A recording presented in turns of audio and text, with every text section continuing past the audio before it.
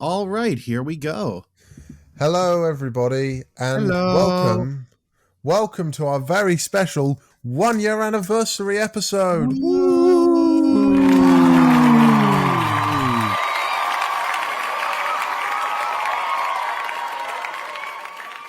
Okay, we didn't synchronize that perfectly. No, we didn't, but maybe should we put like a cheering crowd sound effect behind it or something? What's this we? You edit these. No, do you want me to do that? Are Yes, you yes, okay? you should. Here, Okay, let's do I it will. again and put it here. Woo! Yay! I'll just put an overlay behind it both times. Yeah, we're in a room full of crowded people, which is funny because now you won't be able to hear them at all for the rest of the episode. Yay! Silent audience! Hooray! Imagine if our podcast gets famous enough to do a live show. I would love to do a live show. You could do a live.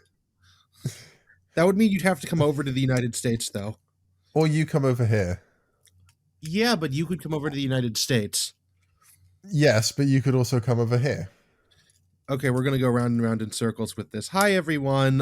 Welcome to Your Time Starts Now, a Taskmaster podcast. I am Joe. 1 year anniversary episode. Yay! And I am Emerson, as always. This is an episode of many different things. It's also Fat Tuesday, so happy Mardi Gras to those in the States. It's also Pancake Day here in England and the UK. Oh, fascinating. In other words, it's Shrove Tuesday. Yeah. Okay. I didn't actually have any pancakes today, which is kind of sad. Well, you still have time. Go I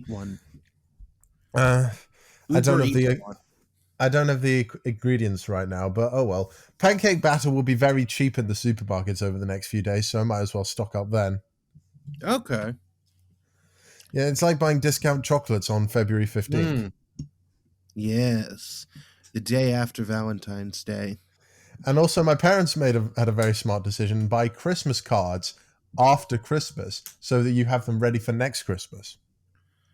I guess I just go to the dollar store sometimes if I'm buying I don't send people cards. I just give them money. I feel like a card is not in this country. A card is just kind of nice. You don't just send a person a £10 note in an envelope. Also, I don't do that. I give them the gifts in person. I kind of have to, because otherwise I feel bad. Surely in the States you have like definitely family Thanksgivings, maybe Christmas. Yes, yes, we do. That as well. I will say that's the other thing, is that most of my family lives in the same town as I do, which is helpful. So, and we just call and we call everyone else who doesn't. So, there's not. I don't really send cards. I should, but I don't. I just call everyone and tell them happy insert holiday here. Yeah. Also, we should mention something. This is kind of topical. Hold on. Should we give a disclaimer for people? I mean, it's history. It's whether we want it or not, it's happening. And this is a hell of a tonal shift. I was trying to figure out a way to ease into it.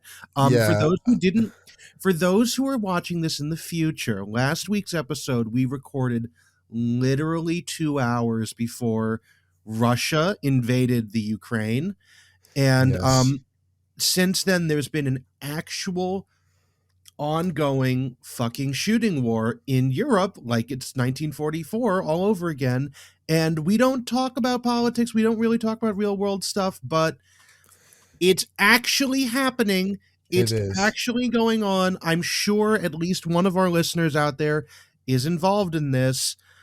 I just want to say that it's bad, it's happening, and in the YouTube video I am going to include a couple of links to where you can donate to help Ukraine if you want to. I tried to look up how to like geo-block the YouTube episodes in Russia because fuck them, and I can't figure out how to do that yet, but I will keep trying. Yeah, I would suggest certain methods, but they might be a bit too disrespectful. No. Like I was trying to like figure it so it wouldn't even show up, but apparently you have you have to do like copyright management, and YouTube, it won't let you do that for past episodes unless there's like a copyright claim. But yeah, Yeah. that's about all we've got to say on that Mm. subject. Please donate to the in the YouTube video. Please donate to the links to help the Ukraine, and please do anything you can. Ukraine, we are in spirit with you in spirit, and yeah. Hello, Emerson here from the editing room. Ukraine's National Bank has opened a special account to raise funds for Ukraine's armed forces. If you go to bank.gov.ua on the homepage, you can find it and choose however much you want to donate and what currency you'd like to donate in, because they'd really appreciate it. And we need to help them out as much as we can. All right, back to the episode. So, we're back. Yeah, Sorry for yeah, that we're back. rather. Sorry for Sorry the for that down. rather. Yeah, especially on our 1 year anniversary episode as well. But we feel like this is something that has to be spoken about. Yeah, Um, this is one of those can't not talk about it things. So but yeah, moving on to the episode. This is season 5, episode 5. we are It's a officially past the halfway point of the series. yes, it is a wind-dried puffin is the title. There is Yeah, a no surprises this, for guessing who says it. no, indeed. This is the 5th episode of the 5th season in which 5 comedians will compete on 5 tasks for a maximum of 5 points per task. It's the like Is how that a Tuesday was coincidence? only no, but Yes. I mean Tuesday was only last week or something. Yes, it The was. 22nd of February 2022, one of the last palindrome dates for a while. Yeah, and then and it was also a Tuesday. Indeed, it was. But yes, Greg Excuse says, me. is is all these fives a coincidence? Yes. Anyways, in the banter, Alex reveals that he's working on his alibis because he might have done a crime. Also, he's written his own introduction, hence why he's not addressed as Little Alex Horn. He's addressed as I don't remember what it was. It was more degrading than that. He's just said something, but there was no Little Alex Horn. It was just Alex Horn. Yeah. And then yeah. And then our floral shirt count continues. This time it's just one. Sally's got a like light top sort of shirt or that's got leaves on it.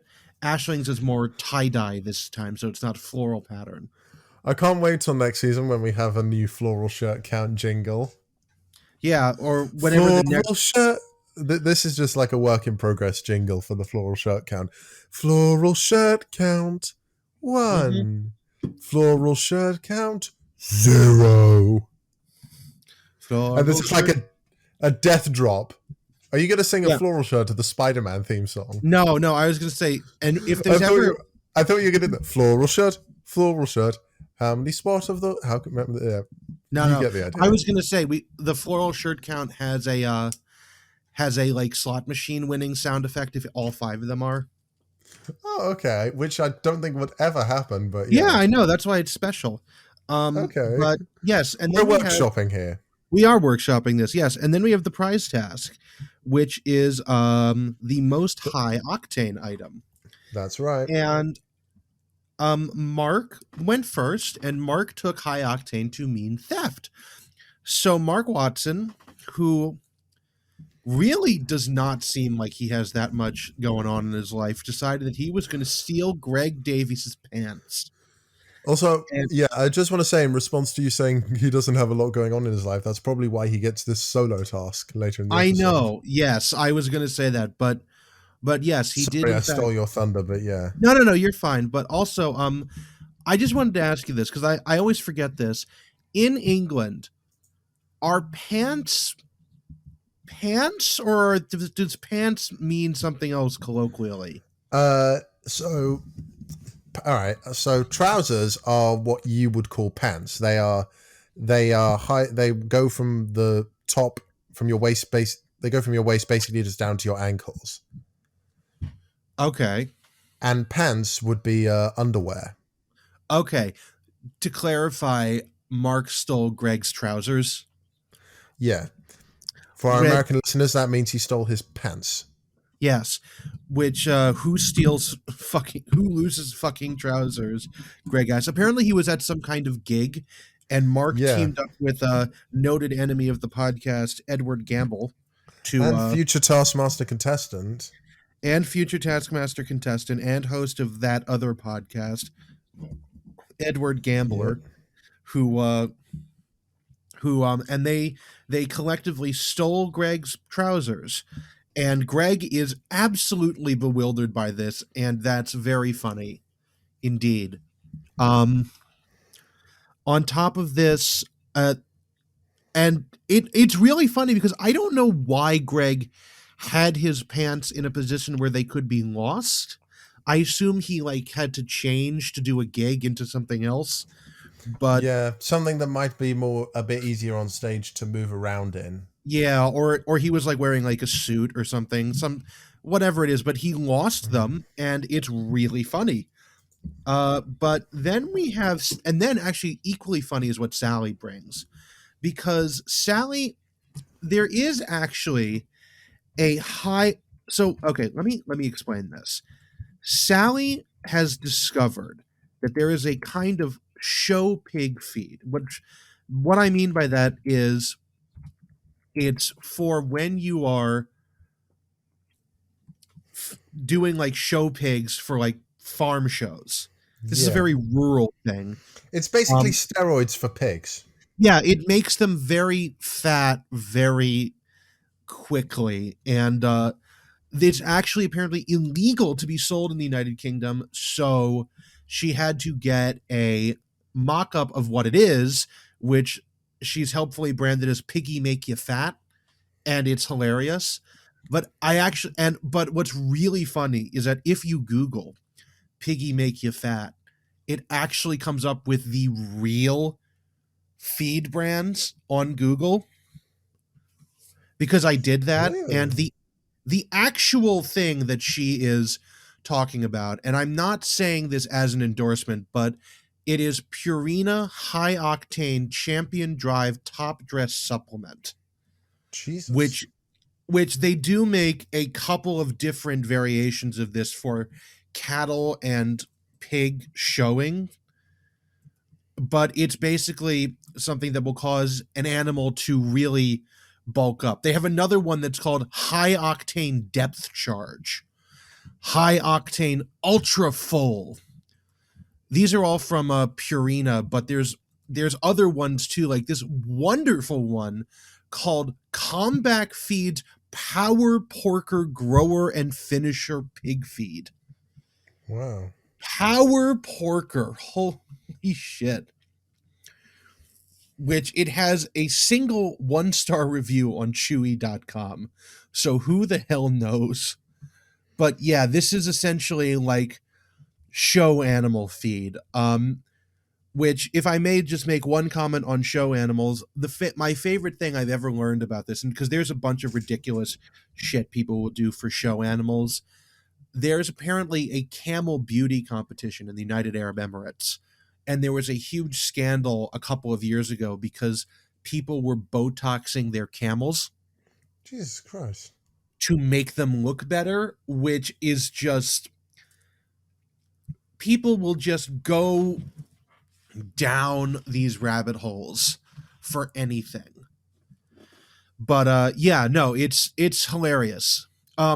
Speaking of hilarious, Wow. next one is what Nish brought, which Oh is God, something that he Nish got Kumar. for his 21st birthday, which that's a terrible gift, by the way, which also was 10 years ago. So Nish was 31 when this filmed.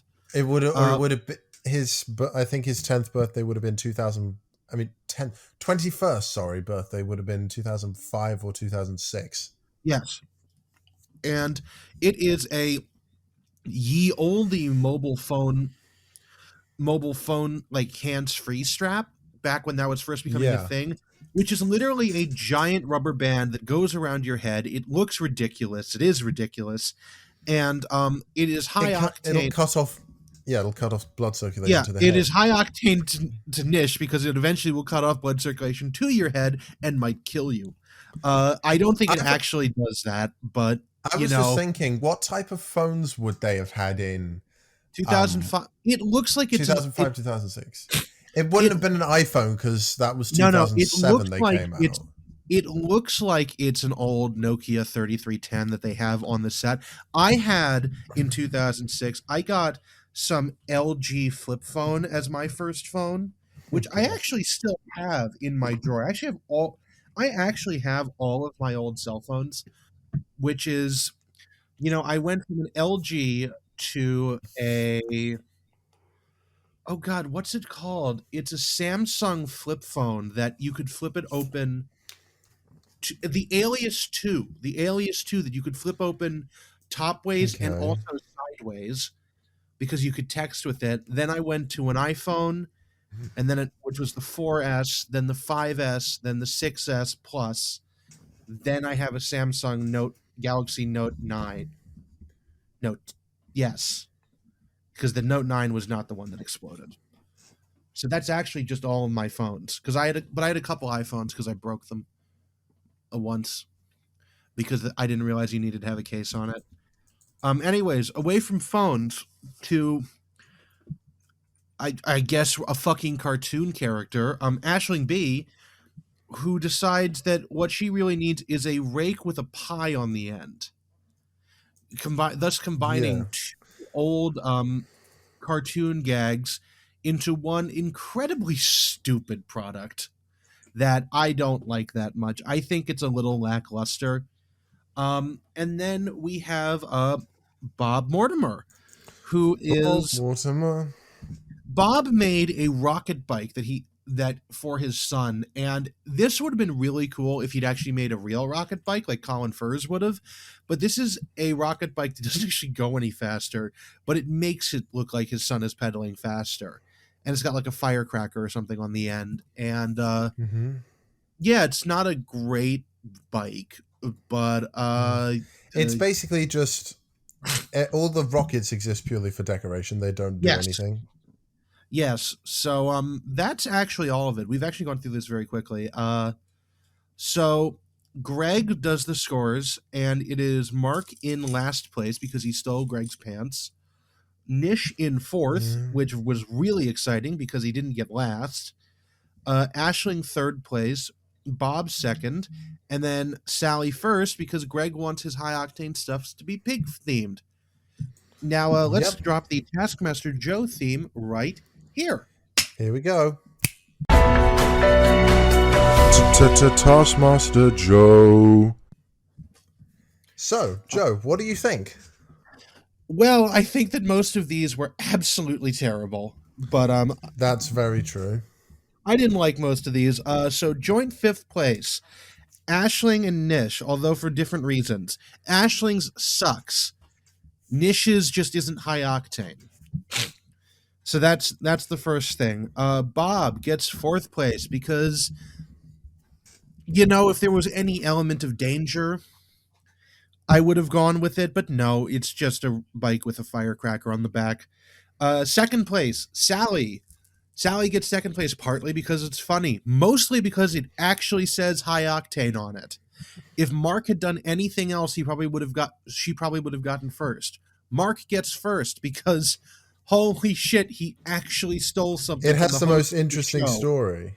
That's chutzpah. And then very quickly, Emerson, what would you have brought? Because I'm amazed that nobody did the correct answer to this task. Can I make a guess at what the correct answer is? Yes. Lots and lots and lots of Viagra. No. Oh. Wrong. They make race gasoline. Race gasoline is a thing. It's like 120 octane. Literal high octane. Oh, okay. I Well, live down the street from a drag strip. These things run on stuff that's like what is actual like race gas octane? can I just clarify? I thought lots and lots and lots of Viagra was going to be the right answer. It's not my answer. My high octane item would probably be. Does it have to be in my? It probably has to be in my possession. Yeah. I mean, you could buy Um, something. if I could buy it, then I'll probably go with the skydiving suit. That's actual skydiving our certificate to skydiving might do it, but I was Well, I gonna say mean, that just I was going to say anyone can skydive. That's not entirely true, but skydiving is quite easy to do if you've not anybody had. can skydive once. That's true. I would But skydive. I would try skydiving. I'd be terrified, but I wouldn't. yeah. I would probably do it if I was strapped to an instructor. Yeah. Yeah. Okay, so just so I'm clear, the highest octane stuff I can find in 5 seconds of Googling is 120 octane, which for Okay. ref which for reference, normal pump gas in the United States is 87 octane. So it's definitely higher octane. And that's I would have awarded whoever brought in high octane race gas full points. Yep. You mean 5 points? Full points, whatever the highest Oh, points are. I thought you said 4 points. No, That was why there was a full points. full, Also, which would and be then we're 5 points. yes, and then we are going into the next task, which I would just like to make one thing. As we go into this task, at around the 7 minute mark, I've always thought that they did these like opening shots of the Taskmaster house with a drone. I don't think they Yeah. did because at the 7 minute mark, if you look at the far right corner of the screen, you can see the branches on the tree next to the Taskmaster house, like in the big one in the back that they had the cat up the tree task in. It Yeah. actually it actually got the branches got pushed back and they spring into shot after the camera goes by. So I think they had a crane shot for this. Huh. That must have been quite bit more expensive though. Well, I'm not sure because they do have specialized filming cranes, like stuff on dollies. I'm very interested that they have one because you don't see it most of the time. Especially now, because drones are a lot more discreet and Yeah, cheaper and take up a lot less space. yeah. I'm wondering though, 2015, maybe they didn't have good enough drones. But But I mean, like maybe when the shot is like needs to be more panoramic and needs to a more smooth panoramic view, ramics whatever to it, a crane would be more ideal. yeah, no, I'm just a little surprised because where they would have had to put the crane is like almost out the gate in front of the place. Yeah. I'm interested to know the logistics of that. If Um. you do know the logistics of that, please email us at At, ytsnpod at at gmail.com. gmail.com. Woohoo. Um. Anyway, VT task 1, which is me. Put the biggest thing inside a balloon and then inflate the balloon larger than your head. Do you want me to read it Um, out verbatim that I got off of taskmaster.info? I'm so glad I do I found have this a site. do I have a choice? Y- No. Put the Okay. biggest thing inside this balloon. The balloon must then be successfully inflated, tied, and bigger than your head. You have 10 minutes. Your time starts now. Thanks to Nice. taskmaster.info for making me not have to write this down verbatim. Anyway, so we're in the living room of the Taskmaster house. We learn that Ashling and Mark can't really blow up balloons, or at least they claim they can't. And Mark, especially, his facial expressions throughout this task, because he gets someone else to. We'll talk Oh about it more in yeah, depth there, but he gets someone else to blow the balloon up for him, and his facial expressions the whole time are. he's Have you seen practically Monsters? Have you seen Monsters Inc? yes. Mark's facial expressions remind me of the scene where Sully thinks Boo is going to be Yeah, crushed I know. in the Yeah, compactor.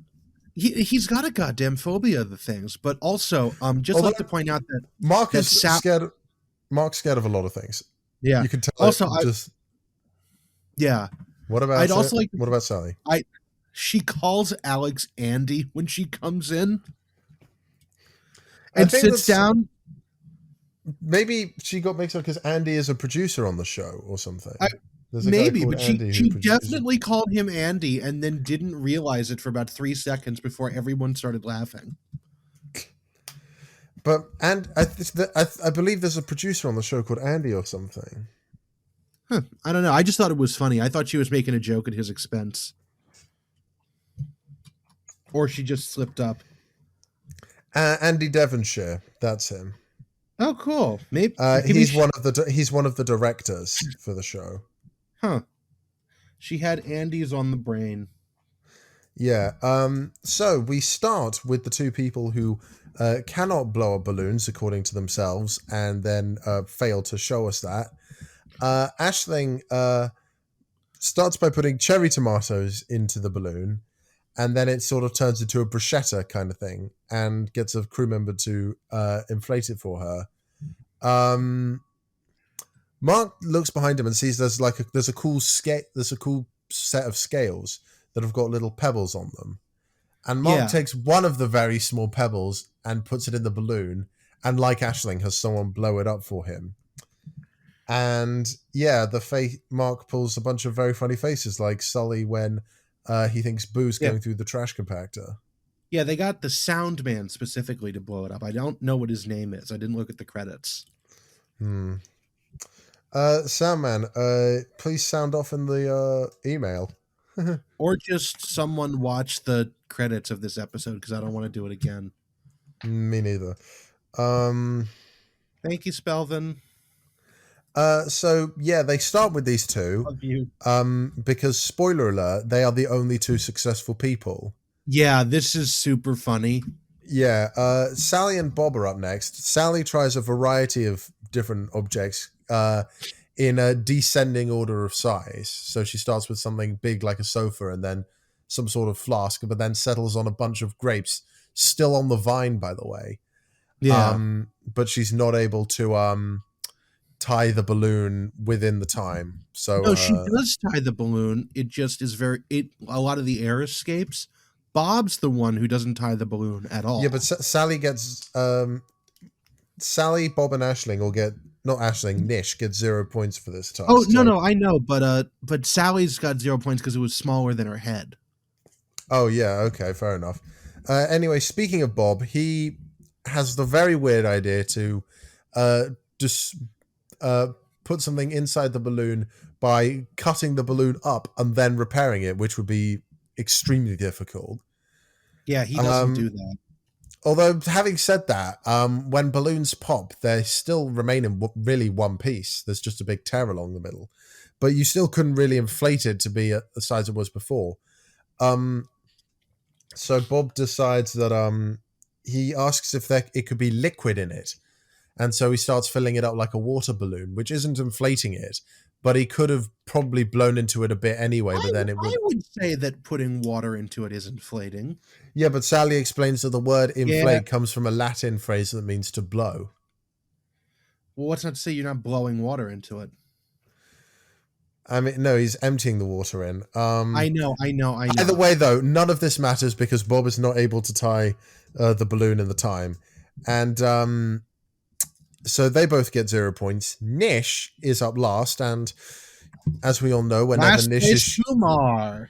when Nish is shown last in any task, that was nearly a rhyme. You know it's either good or bad, but more often than not, it's the latter.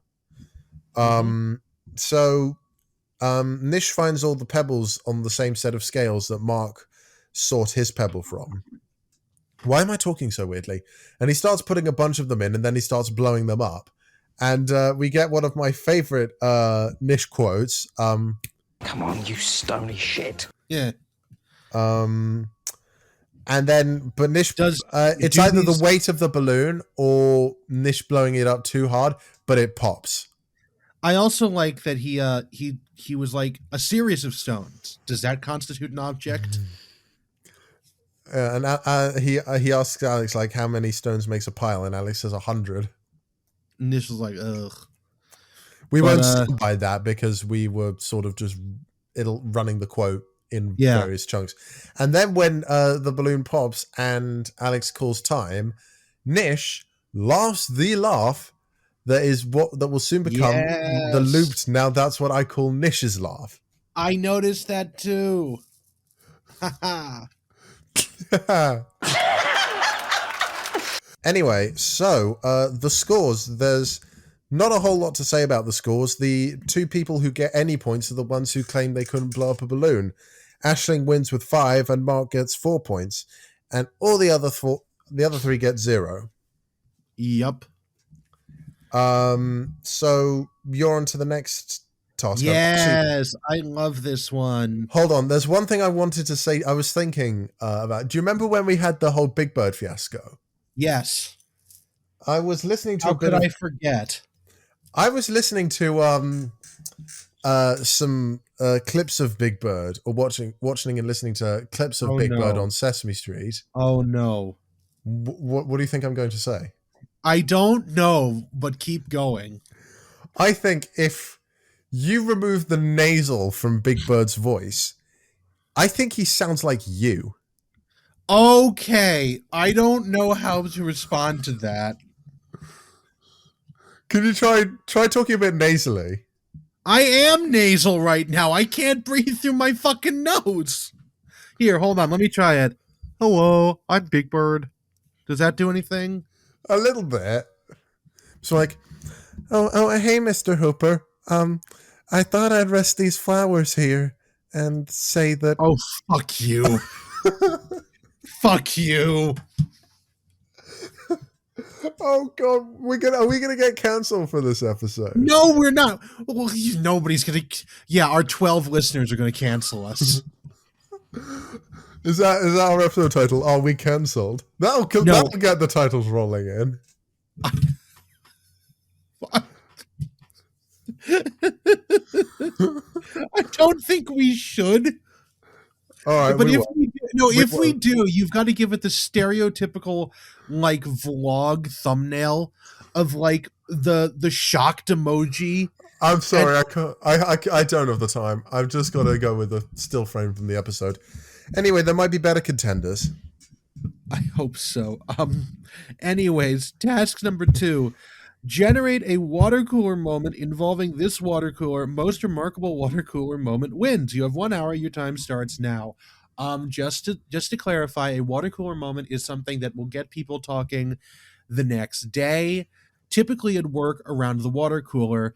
This is a possibly dated topic, considering nowadays remote working is taking off so much.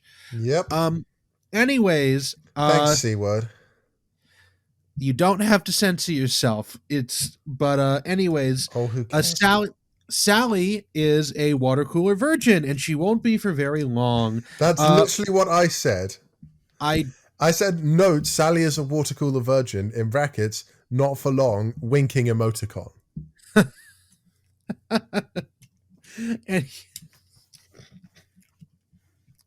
Okay, that's great. Anyways, Bob also wishes Alex luck, which is something that I think not a lot of people noticed. And then, yeah, I mean, just as a note, the water cooler is sitting outside in the driveway of the Taskmaster house. A lot of the stuff takes place there, except for Sally's, which we'll get to. Bob is one of the only ones to not actually use the water cooler. Because Bob actually just goes for a literal water cooler moment, which is something that people will talk about later on. So he rips an apple in half with his hands, which is something that he did previously in Would I Lie to You. And it is a very fun skill. I actually can do that. I learned about that independently of Bob, interestingly enough. Excuse the creaking. I'm just re-straightening myself on my bed. Oh, good. Yeah, but I actually learned about that ages ago. I can't remember where. But yeah, it's just you grab it from the top and you just sort of pull apart with the ball of your palm, like the fleshy bit where your thumb is, and you can just sort of rip it in half. I should get you and Bob Mortimer in the same room, and we'll see. I'd love that. And but Mortimer will share his stories, and then you and him will have a competition to see who can perfectly rip in half 5 apples the quickest. Oh, we could do that. Also, the Would I Lie to You clip has already gone viral, so it's already a water cooler moment. It's got like 500,000 views at the time they recorded this. I don't know how many it has now. Probably more.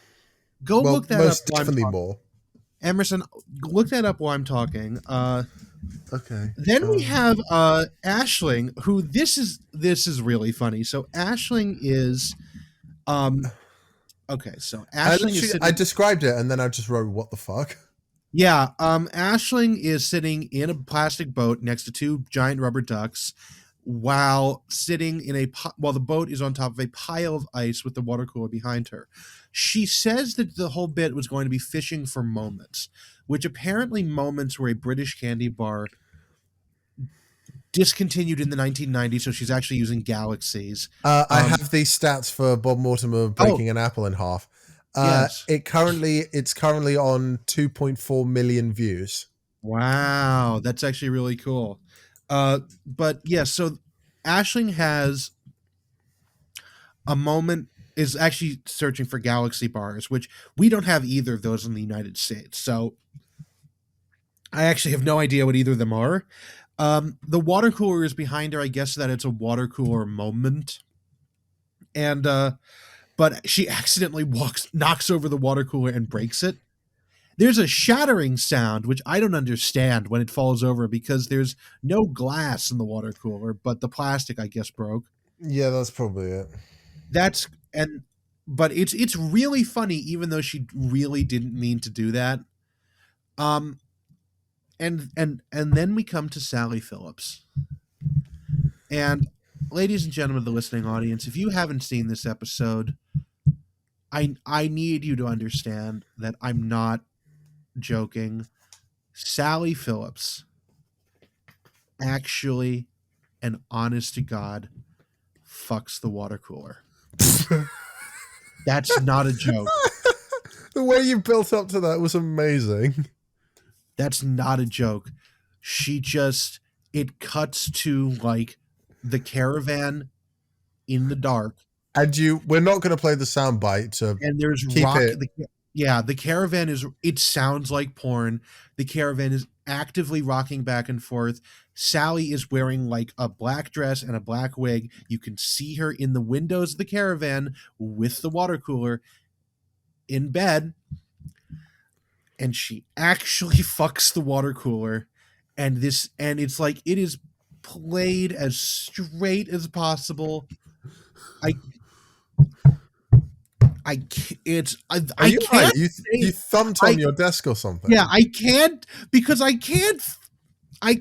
It's one of these things where it's like I cannot actually describe it because all it did is she fucked the water cooler. Well, that's all you really need to say. I have one thing to say. When Sally is in that black wig, I think she looks like Sarah Silverman. I was laughing too hard to notice. Well, go back and tell me she doesn't look like Sarah Silverman in that black wig. I will have to do that. And then okay, so we've already established Sally fucks the water cooler. The awkward thing is this: we're covering these tasks in the order they're shown, and the specific people. So Sally's shown slap bang in the middle, which means we've got to see Mark and Nish next, and we've got to cover. Yeah, it's almost not worth it. It's almost, especially because it's Mark and Nish. Because while Sally fucks the water cooler, Mark just fucks up, and so he So I actually have got to give like a little bit of context to this. In the early days of Twitter, when people weren't like actively the worst people in all of human history, there were a couple of like internet challenges where people would send inanimate objects across the country, across the world, just on the based entirely on the goodwill of mankind. Like in Canada, there was a thing called Hitchbot, which was a little toy robot that hitchhiked its way across the country, and then they brought it to the United States, and it didn't make it out of Philadelphia, but because Philadelphia is awful. But anyways, but it's always sunny there. No, it's not. It's full of terrible people. This is not a joke. Philadelphia, in the old football stadium, had a branch of the city courts in the basement, so that of the football stadiums, they could more efficiently arraign the drunk lunatics who went to Eagles games. And also, they once had Santa Claus come out on the field for like one of the Christmas games, and Philadelphians threw snowballs filled with rocks at him. Oh God! This is in like the 80s, but this is like, Philadelphia is the reason why Gritty exists, and it's Yeah. Yeah, Philadelphia is terrible unless you're from there, at which point you like it. Anyways, so but I'm saying this all to get to the point of Mark decides to do an internet challenge sort of thing with the water cooler that he actually writes inside the Watson cooler. He wanted to sort of like send it on a journey around the world, da da da da, make it seem like it's really cool. And in 5 months, it traveled 33 miles between like six people. Yep, nowhere near as impressive. And Alex said it would have traveled Rolled if it. he just rolled it. Yeah. Yeah, so it was just a colossal failure, about right for most internet projects, because you only hear about the ones that work. The ones that try and do what these things do, that like what Hitchbot did, is normally end in abject failure because nobody cares. So but anyways, speaking of abject failure, moving from Mark, we get Nish. And Nish, so the setup for this Jackass has really gone downhill, hasn't it? Jackass Kumar, yes. Hi, I'm Nish Kumar, and this is Jackass. Any, anyways, so we have a bunch of crash mats laid out in Are you all front right? of. You seem to be rolling around on something. Am I? What do you mean rolling around? Like, it's hard to describe. It's like you've got a water bottle and you're just swiveling it around at the top so that it's like dunk dunk dunk dunk dunk dunk dunk dunk dunk as it goes around. I am actually. I'm sorry, I didn't realize Oh, you could okay. pick me up. I that was just a lucky stab in the dark. Yeah, no. But I'll stop that because I didn't realize it was getting picked up by the mic. Anyways, um, Johnny Nishville decides that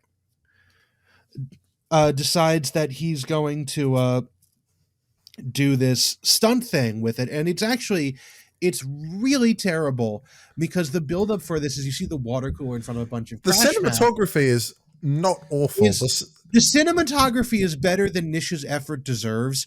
And the problem is that the way that they framed it, I thought it was going to be that Nish was going to like tackle the water cooler onto the crash mats because the water cooler is at the end of a line of crash mats. And then Nish starts from the other end and he runs towards it in slow motion. And I'm thinking, oh, this is really cool because Nish is going to just tackle the thing off of the crash mats and hurt himself. And this will be great. And it'll actually be like Jackass. And then Nish gets to like 3 feet in front of it and gives the weakest, most ineffective kick ever and knocks it over. Yep. And it's so bad and so underwhelming. And then they show it in real speed and it's even worse. As if that was even possible. Oh, yeah. Oh, yeah. Yeah, it's so bad. So terrible. It's just bad. I cannot for the life of me think about what was going through his head, but he was, of course, let down by his his ambitions were let down by his physical inability. Yep. So it was terrible. No, was that Mark with one of the later tasks? It might have been Mark, but Nish is also let down by his own physical inability. Anyways, so the end of the scoring round, we have Mark in 5th place, Ashling in 4th place, Bob in 3rd, Nish shockingly in 2nd because Greg thinks that the sheer ineptitude of his task will actually get people talking. It's not a bad technique actually. If you go down that but route. it's also just bad. And then Sally, of course, gets 1st place because, and I cannot say this enough, she fucked a water cooler. Do you want to do Taskmaster Joe? Yes, I would. All right, 3, 2, 1. Taskmaster Joe. So Nish last place. That sucked. Mark 4th because that also sucked, but not as much. Ashling gets 3rd place because it was kind of stupid. Bob gets 2nd because I really like the tear the apple in half, and then Sally 1st place because she fucked a water cooler. Is that going to be our description quote, or is it that or are we going to have to replace that with the links? I don't know. I don't know. We'll figure it out. I do the YouTube thing. I'll figure it out. Anyways, up to you to do Mark's special task. Yeah, I'm not going to spend too much time on this one because all it does is it doesn't even really impact anything. No, it Um, doesn't, but that's the so tragic part. VT Task 3, as very short as it is, send a cheeky anonymous text to the Taskmaster every day for 5 months, which would total 150 texts. And as we've established, this is a task for Mark only. Because he doesn't have anything going on in his life. Yeah, so he's saying messages like I have a big dick within like 12 days, which Yeah, goes to show just how sweet and innocent his mind is. I guess. It's like he can't really come up with something extremely cheeky. Like there's so Yeah. many cheeky things you could say. I will spare your ears of the cheeky things I can think of for now, He and he asked you better fucking thank me for it. he asked for 50 quid later on in this. Yeah. The reason this amounts to nothing, however, is because they needed 150 texts in total. Mark only sent 148, and as a result, he can get no points. And everyone, but Mark especially, looks absolutely distraught. Which I would also like to point out one very important thing in this, which is that Mark was given a fake phone, like a burner phone by Alex to do this on, but was given Greg's actual phone number. And Greg actually read and received these texts for 5 months. Yep. And he claimed to be. I'll just play the quote about him being needy here. And I'm such a needy human being that literally every night my phone went beep beep and I went, oh, who's texted me? I didn't think I was really Mark texting coming him. on to me. Yeah, but like I said, this amounts to nothing because Mark did not, for lack of a better term, meet quota, and as a result, there are no changes to the scores whatsoever at this point. Yeah. Which I wonder, though, if he had, whether or not they were looking for one a day, or if he could have just texted like one or two a day and missed a day, but if anyone would have noticed. Because it's like, what if he'd done like two every now and again?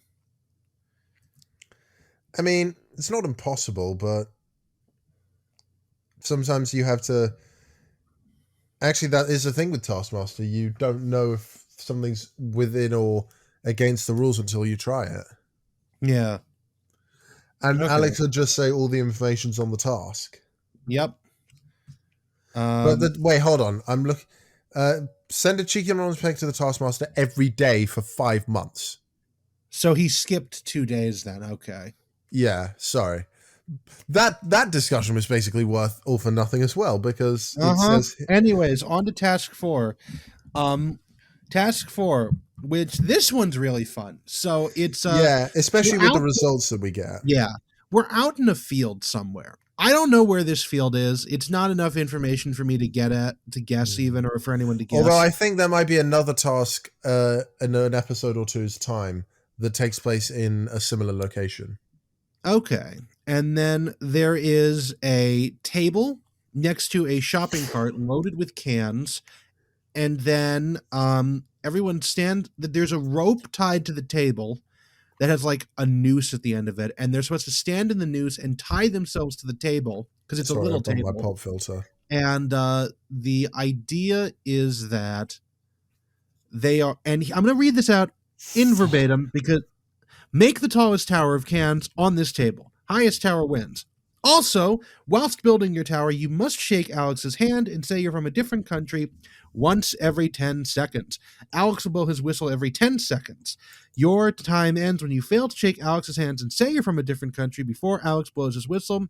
Your time starts when Alex blows his whistle. So this is a very complicated task that theoretically has an end only when you run out of countries. It also should be noted that you're not supposed to repeat a country ever because they will because that is a thing that isn't supposed to happen. Everyone's tied to the table. Ashling is really funny because they start with Ashling.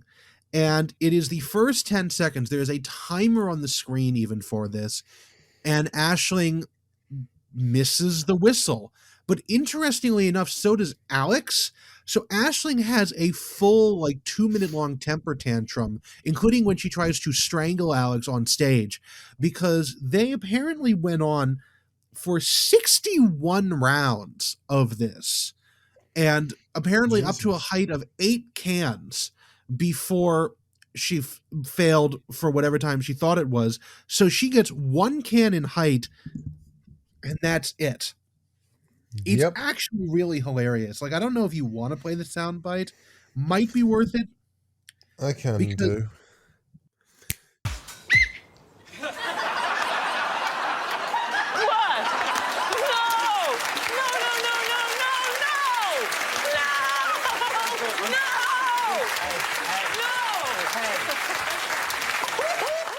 I mean, us describing Ashling's temper tantrum won't do it justice.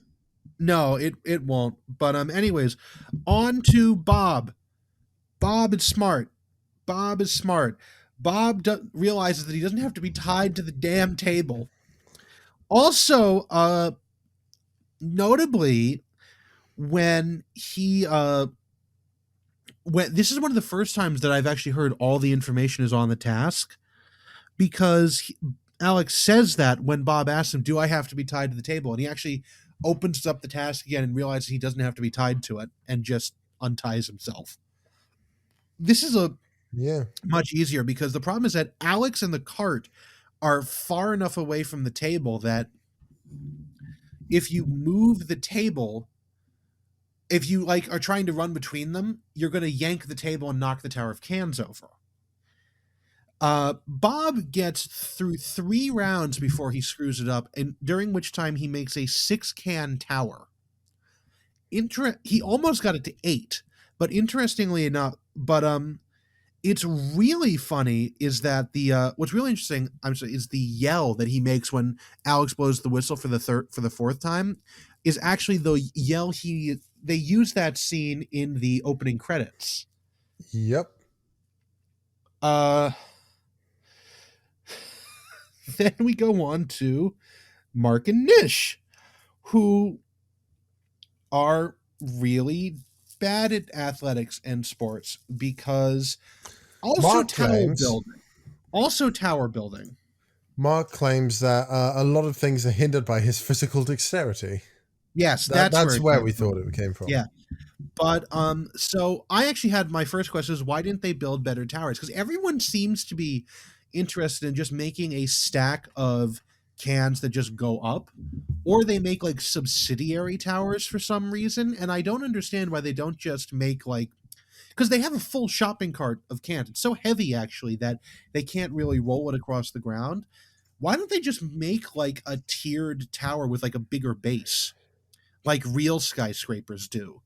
Because it's not going, because if you're not worried about knocking it over, that would solve that issue really quick.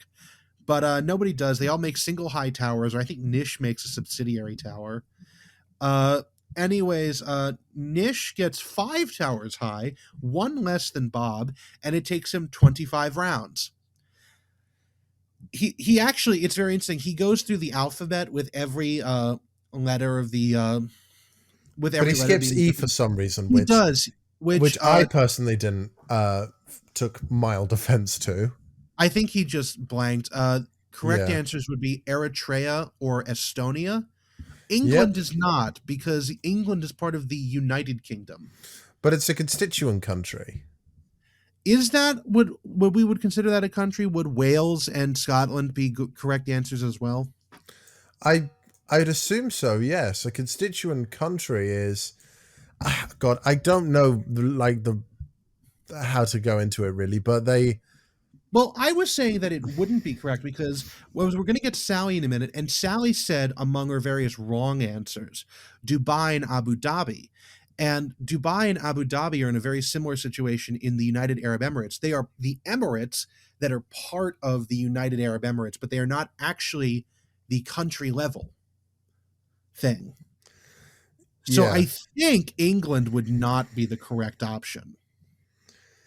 Well, normally with these sort of things, there's only one way to find out. Can someone have an argument about this in the comments? There we go. Mean, solve that. Spelvin could create like 2 or 3 accounts and go at it. Yeah. I'd find that funny. It's like a ventriloquist dummy kind of thing.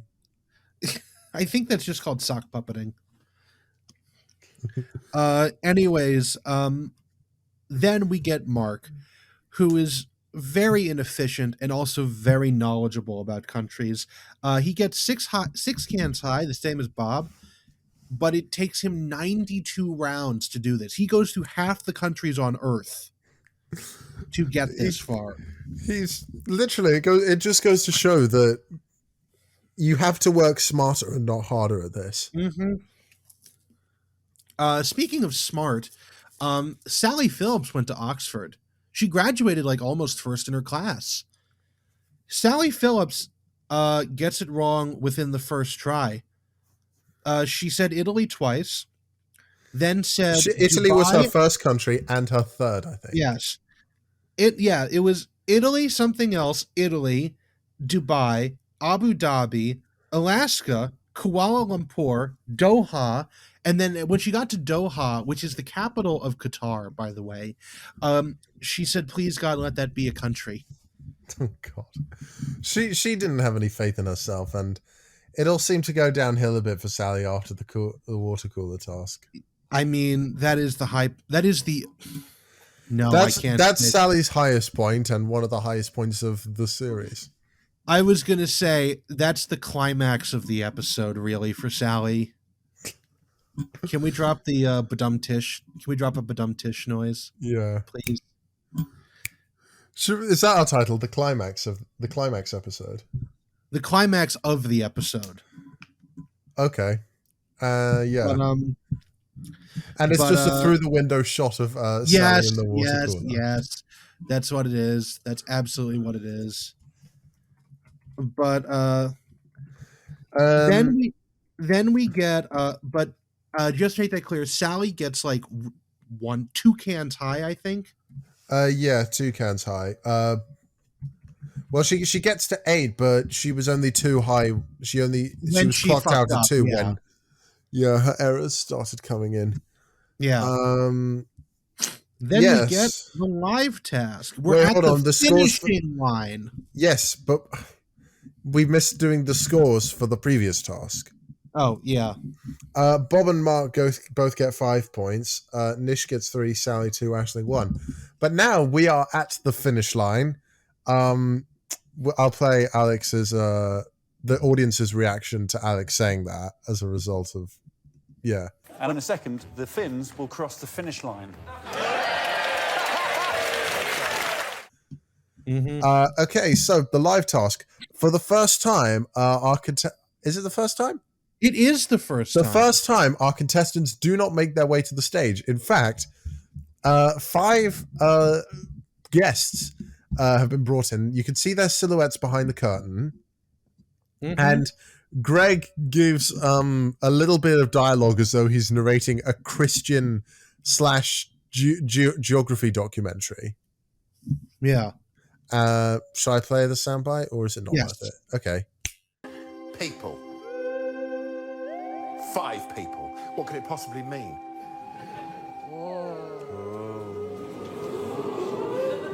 It doesn't matter. This episode's running quite short. We're not even at an hour and we're at the live task. Yeah, I'm glad we're doing this a little bit short because we need to go. I want to go have dinner soon. So yeah, well, anyway, Nish is asked to read out the task, and upon seeing who the 5 guests are, he asks the very, very, very Nish question. Why are they all white people? And his question is answered the second he reads the task out. Yeah. The task is find the Finns. Each contestant may ask only one Finn a question, which may not relate to their nationality. At the end, the Finns will cross the finish line. That Yeah, was actually, verbatim, the thing is you may find the Finns. You may each ask one question to one person. Your question must not pertain to the nationality of the people. You must then write which number you think is a Finn. Most accurate Finn finder wins. Then can we play the soundbite of Nish rooting out Europeans? Because that's great. okay. Is this some kind of Brexit thing? Are we now rooting out Europeans? Anyway, so first up to bat is Aisling, and she asks number 4 to repeat the nursery rhyme "Mary Had a Little Lamb" by heart.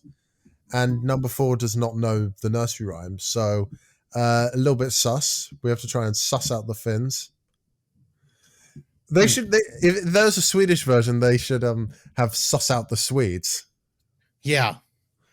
Do you remember the task where you had to balance a Swede on a Swede Yes. from a couple series ago? Yes, because I didn't know what the hell a Swede was. The second one. Well, a Swede is can also be a vegetable, like a turnip. Yeah. No, I didn't know what that was. Anyway, Bob asks number 2 if they've ever seen or eaten a wind-dried puffin, and that's where the episode gets its title. Which brings uproarious laughter from everyone. It's a very Bob thing to ask. Yeah. Bob is exactly the type of person to go to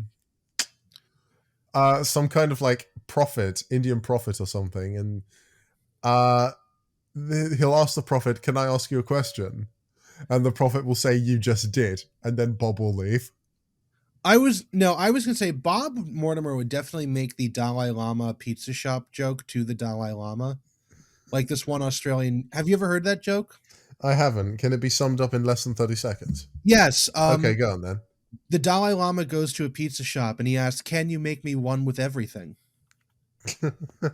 Which actually, honest to God, the only reason I know that is because a news reporter in Australia asked that to the Dalai Lama. How did the Dalai Lama react? He thought it was funny. The Dalai Lama seems like a really chill, fun guy for some reason. The Dalai Lama, a chill guy. Yes, he is. I mean, I'd assume he would be, but yeah, he just seems like one of the cooler world leaders, I think. Yeah. Anyway, number 2 has not seen or eaten a wind-dried puffin. Mark's up next, and he asks number 4 to name 5 Finnish cities. And I got Helsinki, and that's all I was able to clock. I couldn't understand any of them either. If you want to play the soundbite, I mean, I don't think I will. It won't help anyone because no, it won't. Nish is up next, and he asks person number 3 to describe very specifically in 4 words or more how they feel about the nation of Sweden. And number 3 says, and I quote, "It's a lovely country." Yeah, and that was exactly 4 words. Now, Joe, I've got a question to ask you. Yeah.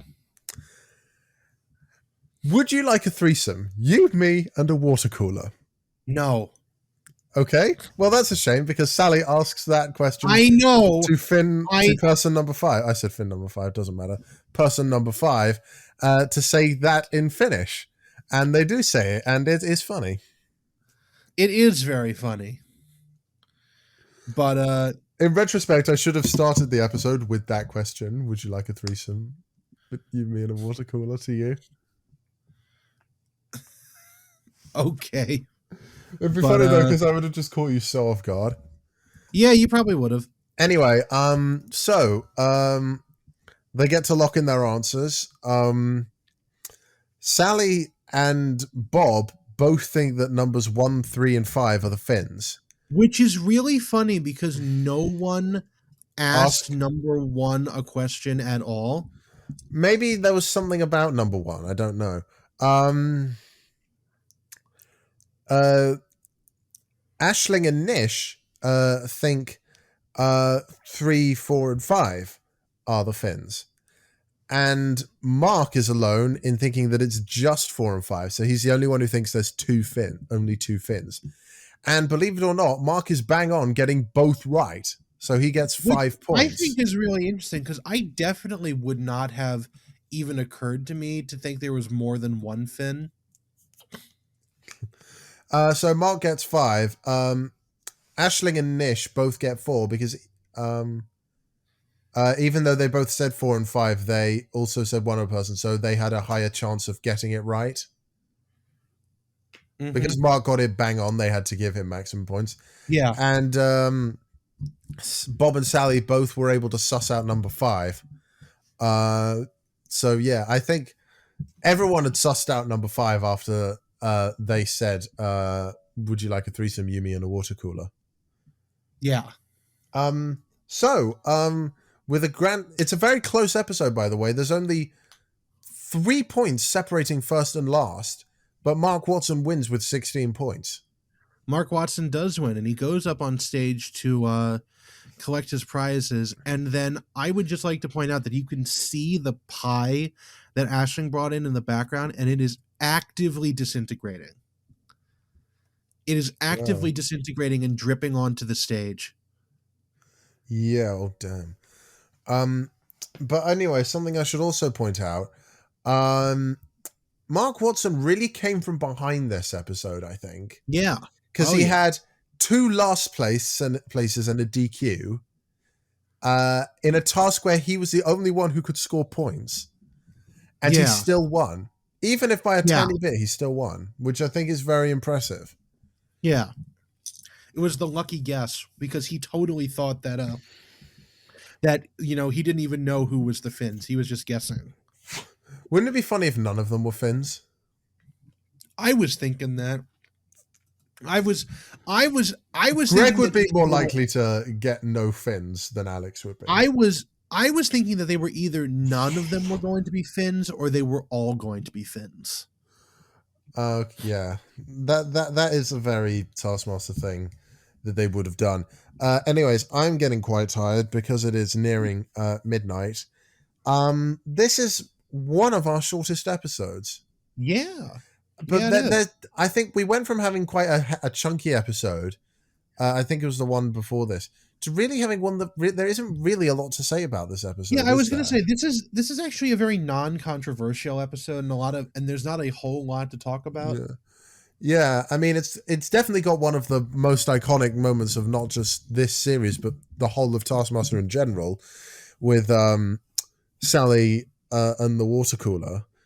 But other than that, there really isn't a lot to say about this one. I think this is definitely one of the most inoffensive Taskmaster episodes. Yeah, it's one of the more compact ones and quiet.